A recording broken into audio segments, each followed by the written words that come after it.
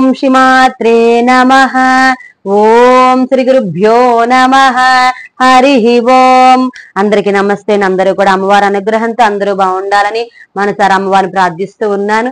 ఈ రోజున మన సౌందర్య లహరిలోని 68వ శ్లోకం గురించి అయితే మనము విందాం. ఈ శ్లోకంతో కనుక పారణ చేస్తే మనకి ఎటువంటి ఫలితములు ఉంటాయి, పారణ చేసిన అమ్మవారికి ఏ నైవేద్యం పెట్టాలి, ఎన్ని రోజులు పారణ చేయాలి అనేటువంటి విషయాలన్నీ కూడా ఈ రోజున మనము విందాం. ఈ 68వ శ్లోకంతో కనుక పారణ చేసినట్లయితే రాజ్యవశ్యత లభిస్తుందని, ఫలితం మనకి వస్తుందని చెప్తూ ఉన్నారు. ఈ శ్లోకంలో శంకరులు శ్రీదేవి యొక్క కంఠమును వర్ణించారు.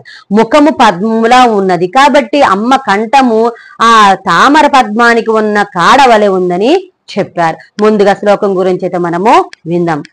భుజాశ్లేషా నిత్యం పురదమయితు కంటకవతి తవ గ్రీవా ధత్తే ముఖ కమల నాళశ్రియమియం స్వతశ్వేతాకాల గురు బహుళ జంబాల మలినా మృణాళీలారిత్యం వహతి యదధో హారలతికా. ఈ శ్లోకానికి పద విభాగం ఏ విధంగా చేసుకుని చదువుకోవాలి అనేదైతే విన్నా.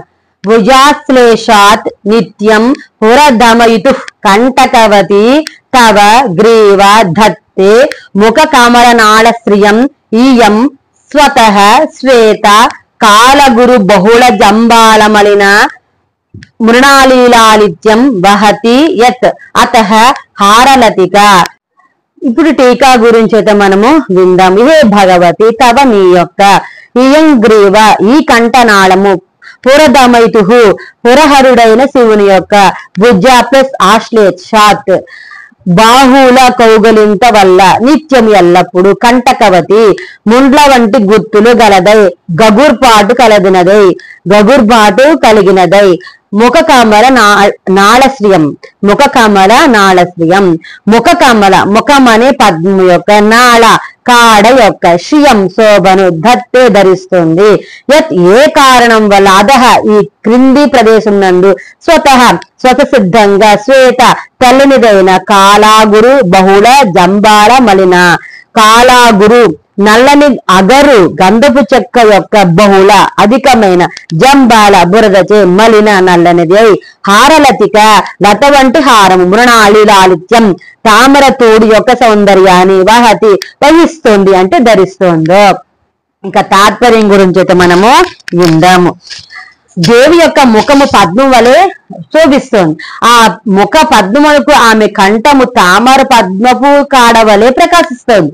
ఈ కంఠనాళానికి ఈశ్వరుడి బాహువులు ఆలింగంచే కలిగిన గగుర్పాటు నాళానికి ఉండే ముళ్ళ వలె ఒప్పుతోంది. కంఠానికి పూసుకున్న కాలాగురు మొదలైన సువాసన ద్రవ్యములు గ్రంథము తామర నాళము క్రింద ఉండే బురద వలె ఉంది. ముత్యాలహారము తామర తోండ్ల వలె ప్రకాశిస్తుంది. అంటే దేవి కంఠం ముత్యాలహారంతో కాలాగురు గంధంతో పులకాంకురములతో ప్రకాశిస్తుందని భావం. శ్రీదేవి ముఖము పద్మం వలె ఉంది. ఆమె కంఠము కమలనాళం వలె ఉంది.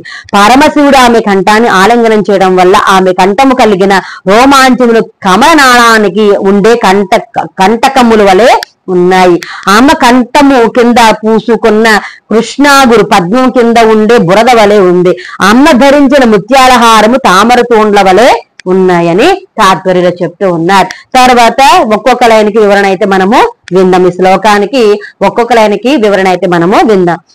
మొదటి లైన్ అయితే విందాం. భుజాశ్లేషా నిత్యం పురదమయితు కంటకవతి. ఈ శ్లోకంలో శ్రీదేవి కంఠాన్ని శంకర్లు వర్ణిస్తూ ఉన్నారు.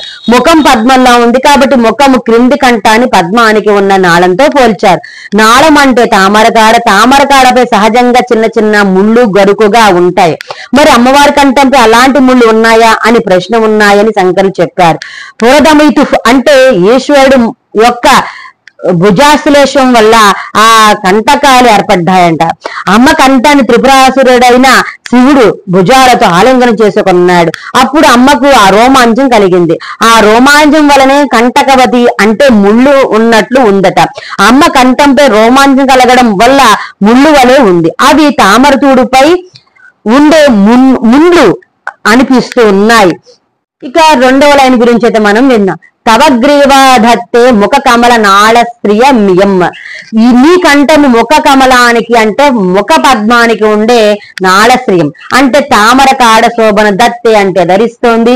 అమ్మ కంఠము తామర కాడలా ఉంది, ఆమె ముఖము పద్మములా ఉంది. ఆమె ముఖాన్ని పద్మము అని అనుకుంటే ఆమె పద్మానికి ఉన్న కాడవలి ఆమె కంఠం ఉన్నదన్నమాట.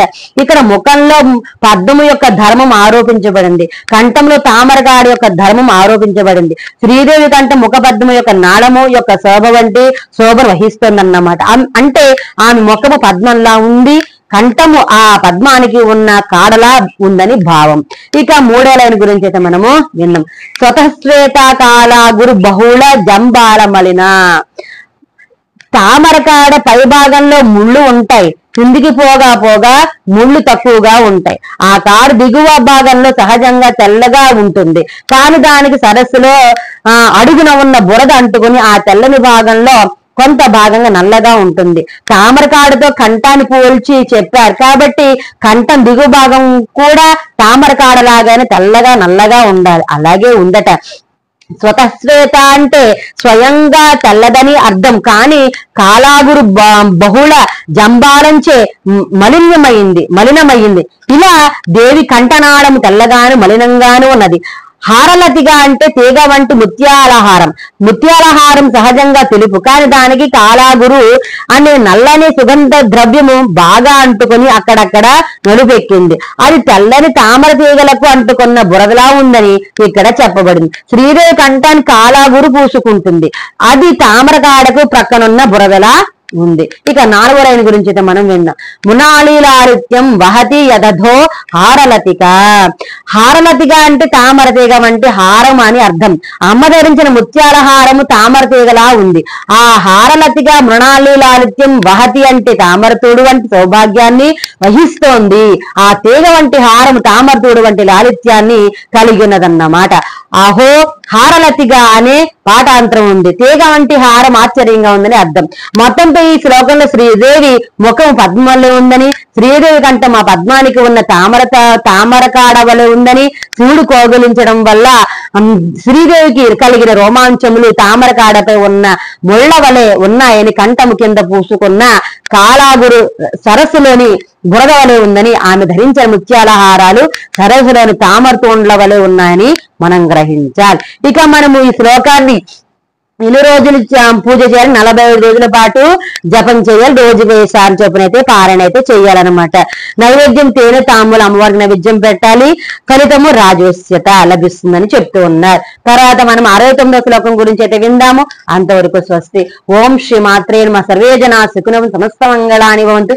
స్వస్తి. ఓం శ్రీ మాత్రే నమః.